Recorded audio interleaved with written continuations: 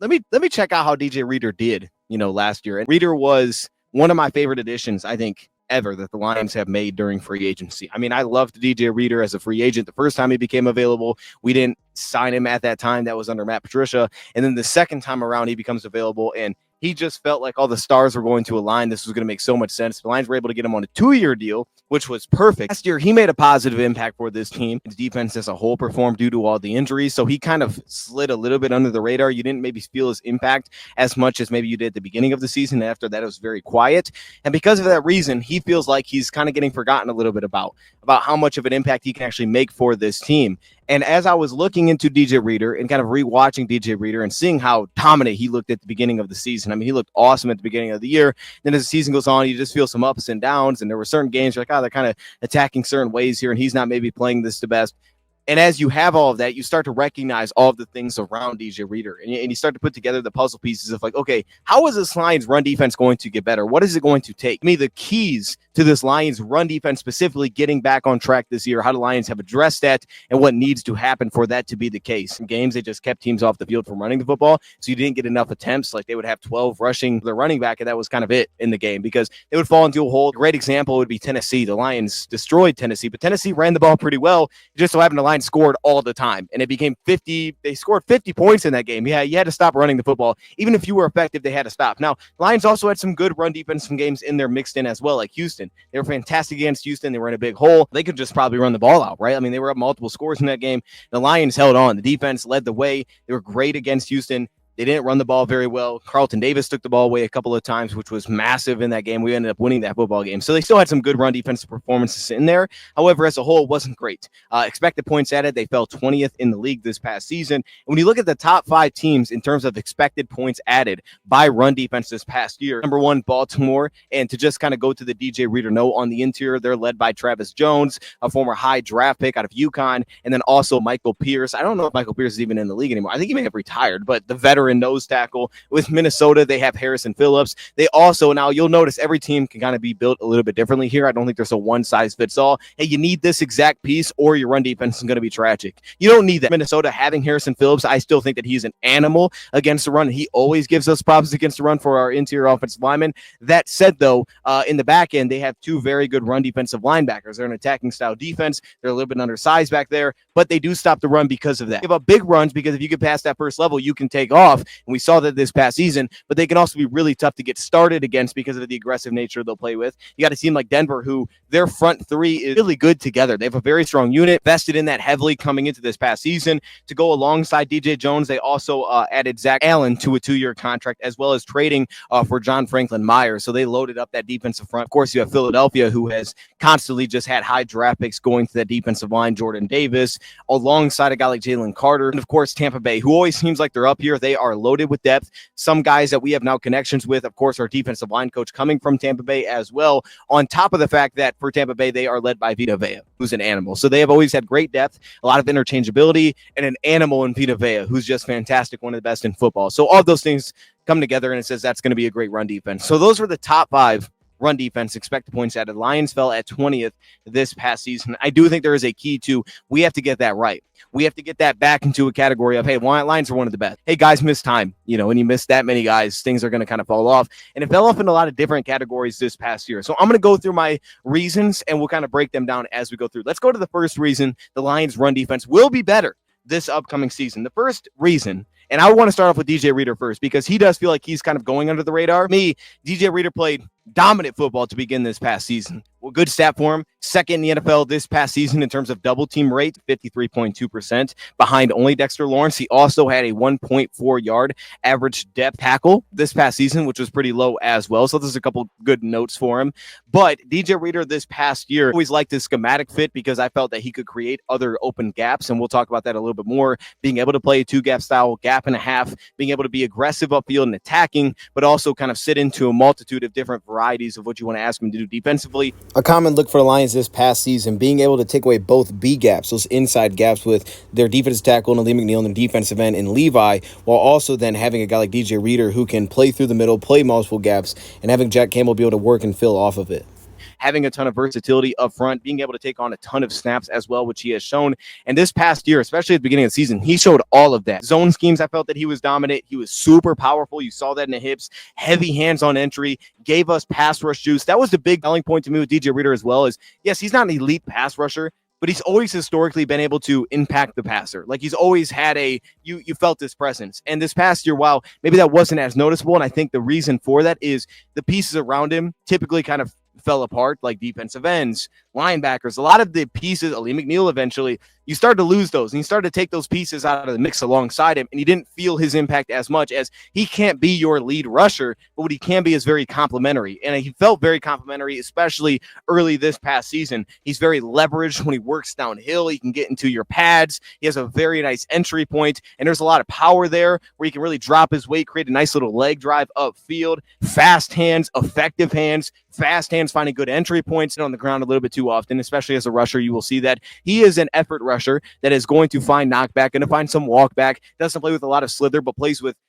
very noticeable agility. Like this is a player that can work in traffic pretty well. Zone scheme so well is because you have him deal with a wide zone scheme. He can laterally move really well. He can stay connected, stay impactful. He doesn't have to turn and run. He can stay square to the line of scrimmage. That also shows up as a stunt rusher. You'll see some of that agility. You'll see the crossover move that he can tap into to just find entry points to get himself upfield. So from a movement perspective, he's always had that, a guy that laterally, the agility he's been able to tap into. It's given him a lot of flexibility and the ability to play the run, especially the zone scheme. And the gap scheme started to attack us at times later in the season. We'll talk about that. He had adequate upfield juice, great bend. That was something that I loved about DJ Reader. He was crazy flexible, crazy bend. He was always a little bit lower to the ground, which played into that a little bit as well. But he had that bend to kind of hold his ground, create a very quick corkscrew, very quick to recognize and sink himself down, get himself wide, where he was tough to just push around. Short yard situations, he could leverage and lock himself out and just create a knockback, push himself backward, where he would just force runs to bounce. He'd force you into a different gap. He wouldn't always be the playmaker, and we've seen that. He's not a great tackler. For example, he's not overly lengthy necessarily, but what he does do well is he can force you into other gaps, he can clog gaps, and he can push guys into other spots. And this past year, I thought that DJ Reader showed a lot early in the season. He was much more noticeable. And even after the year went on, you still noticed that DJ Reader was impactful. It's just that you start to take some of the pieces out when you don't feel that presence as much. On top of it, you see games like Minnesota, where we're playing at Minnesota, and they're going at that weak side of the line of scrimmage. They're going at DJ Reader, but specifically, they're going at our defensive ends that were lacking and their inability to make plays over gaps, right? They would kind of get sealed off on the play. So they would go at that. They would go at Alex in that spot where they could get a guard up to the second level, and Alex is not a great stack and shed piece. He needs to stay clean. He's very reliant on the front in front of him. So when that starts to fall apart, Alex isn't the same as a run defender. We'll talk about that. Tight ends. He doesn't do great at stacking and shedding tight ends even as well. Built to live on the line of scrimmage either. So you take out Derrick Barnes. Now you start to lose that piece as well. Malcolm Rodriguez now comes out of the fold. You start to lose that piece as well. So, and plus some of that was DJ Reader had some inconsistent reads, a little bit later in the season. And, he would fall behind some run scheme. And then again, not being a great tackler or overly lengthy, sometimes you can get through his gap, and that would happen. But one of the keys that I want to point out here with DJ Reader, and I don't want it to be forgotten on us on how much, first off, I love the player and we signed him, and I think that he's due for a great breakout season. The thing that was immediate for me is I wanted the Lions to be able to take snaps off of DJ Reader, knowing that Ali McNeil was going to be recovering from the injury and you would miss him. Same thing with Mekhi Wingo, seemingly. Getting Levi back was massive. You want to be able to take snaps off DJ Reader. For example, and I'm going to give you two examples of this. Cincinnati was brought up by PFF. It's like, hey, he got there, but then the next year he was even better. Well, here's a key to recognize with Cincinnati. While he didn't play a ton of snaps just because he didn't play a lot that season due to early injury, he was knocked out. With Cincinnati that first season, he played 52 snaps per game in 2020 before he was injured. The next season, that dropped to 39 snaps per game. And a big addition they made was they went out and they traded for BJ Hill right before the season started, adding into your defensive line depth. They also added Larry Ogunjobi that offseason, as well as Trey Hendrickson as well. That helps getting a great defensive end alongside that piece. But they got better in terms of depth. And BJ Hill was such a key addition. He's still there with Cincinnati. He got a 3-year deal recently. That was a huge trade for them. For the Lions this past season, once Ali McNeil went down, starting with Buffalo, when Ali McNeil went down, 49 snaps, 30 snaps, 45 snaps, 33 snaps, and 59 snaps in the playoff game. 43 snaps per game that DJ Reader was taking in that stretch for the Lions without Ali McNeil. That was 8 more per game than it was before Ali McNeil. Before that Buffalo game, that was 8 more snaps per game than what he was taking early in the season. So his snap count was forced to jump up. And, look, he's capable of doing that. He's always been able to do that. But especially considering his age, that's not the kind of guy I want to pencil in like He's got to get 45 snaps a game, especially knowing that you're not going to have a Aleem early in the year. I want this guy to be ready for the playoffs when we need this piece. I want him ready for those spots. I want that number at 35 consistently, 35 or less snaps per game. I don't want him taking 45 snaps a game. That's not ideal. If he has to, yeah, he's capable. That's not where we want DJ to live. For that being the case, we need an ability to spell DJ Reader. How do Lions approach that? Well, two ways. Number one, they signed Roy Lopez. Huge addition for the Lions. I think he's going to ultimately end up being an extension for the Lions. I thought Marcus Davenport would stick around. Shoot, the guy barely even played last year, and he still got extended. So I guess technically he did. I was right on that, but it wasn't because really much he did. He wasn't healthy, and they clearly liked him enough to bring him back. I liked him so much that I thought that this guy is going to be a long-term piece for the Lions. Adding a guy like Roy Lopez, to me, he will ultimately end up being an extension after this season, I believe, and a long-term piece for the Lions as a rotational interior defensive lineman. He'll never, to me, ideally be like, that's the guy we want taking 35 snaps a game, but can he be the guy that gives you 20? Kind of the Chris Smith role, but to a higher extent where he also gives you some juice as a rusher, flexibility on the interior, and he's a better run defender. That's more of a playmaker. That's what Roy Lopez is. It was an amazing addition, and could he be like our BJ Hill for a guy like DJ Reader? I think no doubt. We've done a video on Roy Lopez. On top of that, of course, the Lions went first round and said, Tyleik Williams, welcome to Detroit, a guy that's built like a nose tackle, that has a nose tackle skill set, that played outside of a guard this past year. That's flexibility. He could do that for the Lions. He could play outside of a guard. That way he can play alongside DJ Reader, but he also has the flexibility. I believe some teams could view him as his best spot as a nose tackle because of that flexibility. Remember, Aleem was the opposite. He was nose tackle coming out. Now he's playing outside of a guard. They compared him to them. Talked about his skill set, agility that he carried. Also, the ability to play the run was at a super high level. The advanced metrics support that a ton. Pass rush was a little bit more middling. He wasn't an elite rusher to me when I watched him either, but there was a skill set there to get after and add a little bit of an edge. But if we're talking about run defense, that's a huge piece for the Lions to get better against the run. So whether that's playing alongside DJ Reader or it's taking snaps away from Reader in the sense of Levi coming back, if he has flexibility, and we're going to talk about this more, it opens up because of Tyleik Williams, who we're going to call upon, especially without having Aleem early in the season. You got to have another guy in there, and Tyleik Williams adds some of that. So especially when Aleem comes back, you're going to have a ton of depth, and that could be the future their Lions could prepare for. But in the meantime, it does help them without having Aleem to begin the season. So how do Lions take snaps off him? Tyleik Williams and Roy Lopez will absolutely help. Guys that can be productive, more so than just a placeholder, but a guy that can actually bring a positive impact to the team. So that's the first thing to keep an eye on. The Lions' run defense getting better is spelling DJ Reader, allowing him to play 35 snaps per game and not 43 snaps per game. I think that's going to be huge. Defensive end is massive. And for the Lions, it's a collective unit to play the run, right? The Lions, I don't know that they have an elite run defender individually outside of Jack Campbell this past season. Jack Campbell took those reins of like, hey, I'm going to have a 17.7% run stop rate. I think it was ridiculous. I think it was second highest in football. He was ridiculous. He was an elite run defender for the Lions last year. On the defensive front, though, I don't know that they actually have an elite run defender, right? Aleem McNeil wasn't elite this past year against run when he was out there. He was a plus run defender, but there was times where like, it wasn't great. But he's a good run defender. As a unit, the Lions have good run defenders. Aidan Hutchinson, Derrick Barnes. Now, Derrick Barnes could tap into that elite category in his own role as a run defender. He's very capable, especially with his skill set, and you can make the case that he was close to that this past year as a very good run defender in his role until the injury happened. So the next thing that I would say for the Lions is collectively, defensive end was massive for the Lions alone last year against the run.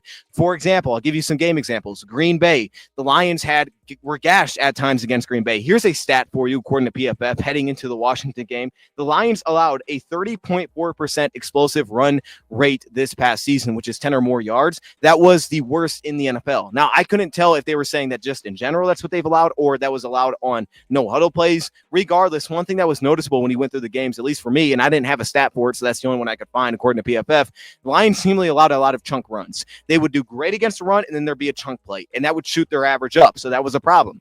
But one key to that was every team's going to attack you differently. Minnesota said weak side, outside zone, right? We're going to go at DJ Reader, who's inside of a guard. We're going to make him try to work over top. We're going to go at that weak side defensive end that we don't trust is going to be able to play over a tackle, and they weren't able to. To them, they did pretty well for at least a couple of snaps there, and they had some chunks for it. You go to teams like Buffalo, they said gap scheme. If you go to Green Bay, maybe it wasn't by design, but cutback runs destroyed us in that game. Cutback runs were a massive problem, and a lot of it stemmed back to our defensive end position wasn't great at playing the run at that point due to the injuries that we had. And if you watch that, I mean, at one point we had Isaiah Thomas playing defensive end for us. That's where we were. We were trying to find bodies. Specifically, they have to have guys at defensive end that they trust to play the run. Specifically, obviously, you want discipline. You want the whole package there. Specifically, guys that can play through tight ends at least, and then guys that can at times be more of a playmaker of not only like, hey, I can play a C gap outside of a tackle, but can you step back inside and give us a couple of stops? The Lions eventually kind of lost that. Now, I think a guy that started to bring that back to life for the Lions a little bit, at least to an extent that's like, this is passable, this is a positive, was Al-Quadin Muhammad. We've already talked about him, but he was a guy that actually added plus value to the run defense because throughout the year he got better. No, he's not built like a run-stuffing DN, but he did get better through the year, and he finished on a really strong note against Washington. He did a really nice job. Al-Quadin Muhammad is going to be a very underrated piece to helping us there, and his development was a huge part of that, and he was a big get back this offseason for that reason, just for depth purposes. Then, of course, you go to getting Hutchinson back. That's massive. You go to Marcus Davenport back. That's massive. Two guys that are built to do that. On top of that, having Josh Pascal does help a lot as well. But I'll give you an idea to illustrate how important this is. Last season, the Lions moved Levi to defensive end eventually. Now, they came into the year saying we want to play him at DN. But I think when you watch back this run defense this past year, it's very noticeable how important it was to have the flexibility to put Levi at DN. Because when you start to watch these games and the Lions at DN are just not able to make plays against the run, they don't have the personnel for it, and it's very thin very quickly. A guy like Levi being able to play DN, while there's some limitations there, having a guy that's 290 plus pounds playing defensive end, he can play the run.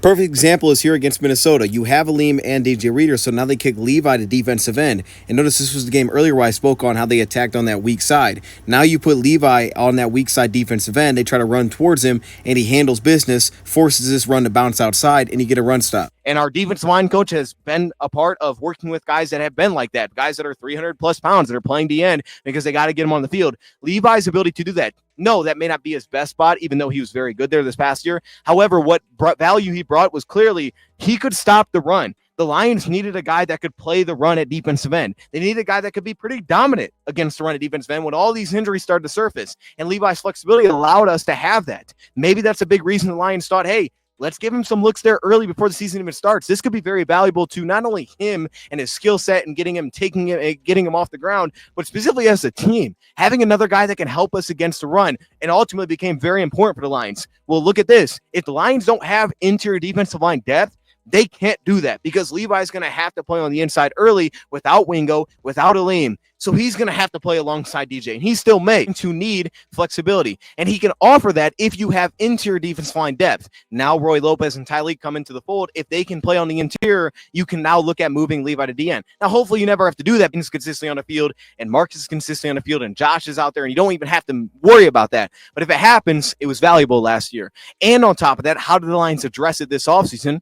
They drafted Ahmed Hassanin. Now, he's a rookie. There's a lot of development that's needed there. We understand that. He's a guy that plays with an edge. He gets on an edge. But the one thing that you believe is going to translate, and I do, and I gave him a great grade here when we did our breakdown, was play strength. That dude is so powerful. And the other thing that I loved about his game, and it was one of my highest grade, I think it was my second highest grade for him, was his ability to shed blocks. This is a guy that is a very good tackler, will shed blocks at a pretty high level already, and he's very strong, great play strength already, and I think it's going to translate immediately. And he looked dominant in that sense every game in college this past year for Boise State outside of one against Oregon State a little bit. He had great play strength. So his skill set early on, the returns at very least should be, this guy can leverage you, he's got a lot of power, he can shed blocks, and he can push guys backwards. So at very least, you want a tone setter, edge setter, that's what he is at his core. That's what Ahmed brings to the table. So that's another way the Lions tried to address it this offseason, is having a guy like that. Muhammad comes back to the fold after his development, and Ahmed can add some depth to that mix. Alex Anzalone wasn't great against the run this past year.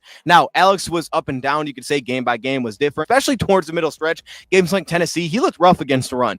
And I think there's a balancing act here. Number one, he needs a good defense line in front of him. He needs a collective unit that's good against the run, that is not getting linemen constantly sent up to him at the next level to be effective against the run at his highest level. If he's constantly having to deal with bodies at the next level, he's not going to be great against the run. It's not his skill set. It's never been his skill set. So as the defensive line is better, he gets better against the run. And we saw this past season when that starts to diminish, he also may start to diminish a little bit against the run as well, just because his game is not to constantly be a stack and shed piece. And he also had some very shaky reads this past year to me as well, stepping down into the box, filling a gap, then stepping out of his gap, and then someone shoot to the second level. There was multiple reps of that this past year. I'll be honest, there's a balancing act. The defense line is better, he'll be better against the run. That said, he also just needs to individually be more consistent against the run as well, because there were times there was like, I don't really know what gap he's filling. Something that's noteworthy is like, okay, what's the knock? As good as he is in coverage, what's the knock? There were times where it's like, I don't know what he's doing against the run. He's not dealing with tight ends that well at the second level either. It's not even just linemen. He can't get off of tight end blocks. He's getting sealed out of run plays. He's getting pushed down the field 15 yards. It happens occasionally, but that's not his game.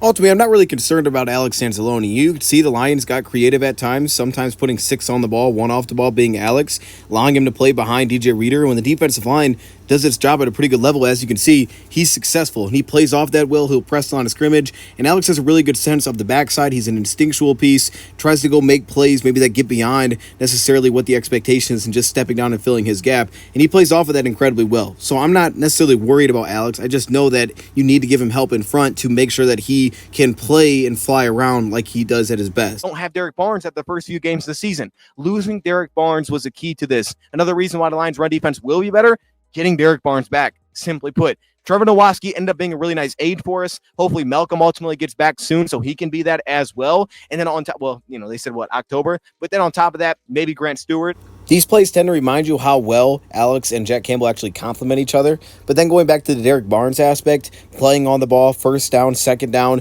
in these spots where he can deal with tight ends, stack and shed more consistently, and also even some of the third down ability that he would bring for the Lions. They could put him out there on third down with Jack Campbell because he could also still play the run or cover things underneath and man covered. As good as Alex can scrape down the line of scrimmage, play with discipline, good eyes, that's not necessarily the biggest strength of Jack Campbell, but Jack Campbell can get off blocks, as we see many times. These two have a skill set that does work off each other really well when they can both get on the field.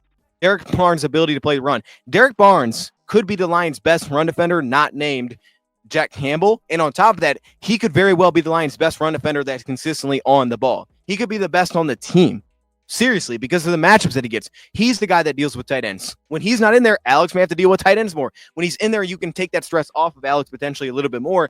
Derrick Barnes is built to be dominant against tight ends, and he was until he was injured this past year. Derrick Barnes constantly lives on the line of scrimmage as well, but he'll play some off-ball play over the slot, but he plays on the line of scrimmage a lot.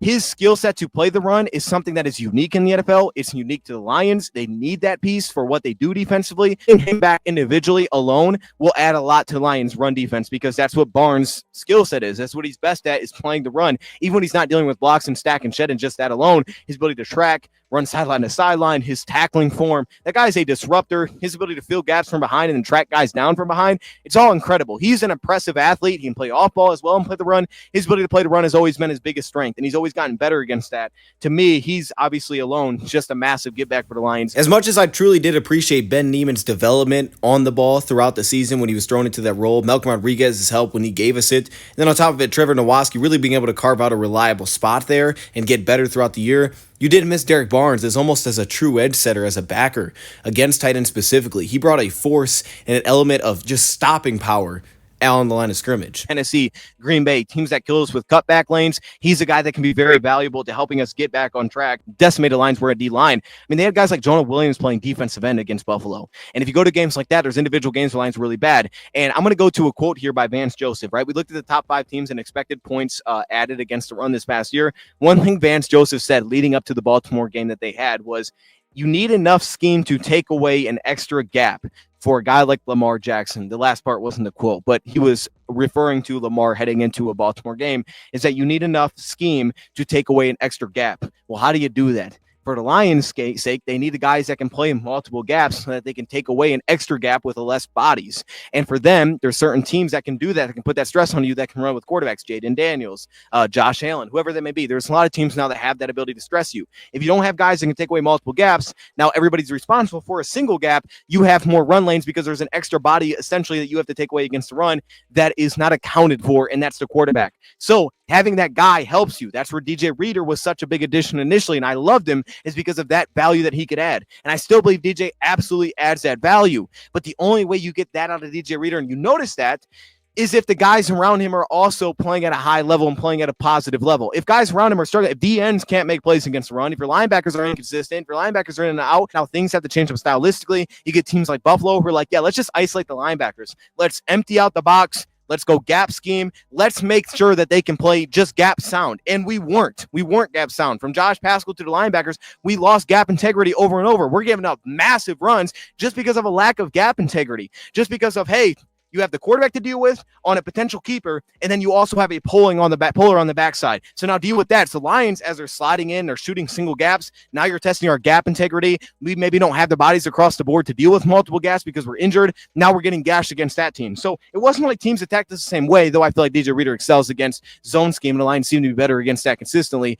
Maybe a lot of that's more so just because of the lack of continuity within where the defense was in the front seven.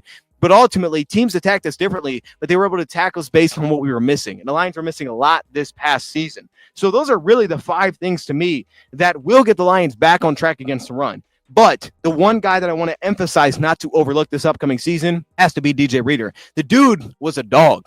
You just didn't notice it as much when the defense around him began to fall apart. The guy was an animal. And I do like what the Lions' approach was, at very least in terms of additions. Getting back to being really good against the run is where it all has to start for this Lions run defense. And I think that at least on paper, they took strides to doing that as best as they could, knowing some of the guys that are going to be missing the beginning of the season. Hopefully when those guys get back, you just tie on top of a really good run defense and we get even better against the run. And we're built for the stretched, we're built for the playoffs, because ultimately that's what you need. And we've said this before, but every team that got really just handled in the NFC playoffs, it was because they couldn't stop the run. Lions have to get back to stopping the run. So I'm going to leave it right there. Those are 5 reasons, I think, roughly,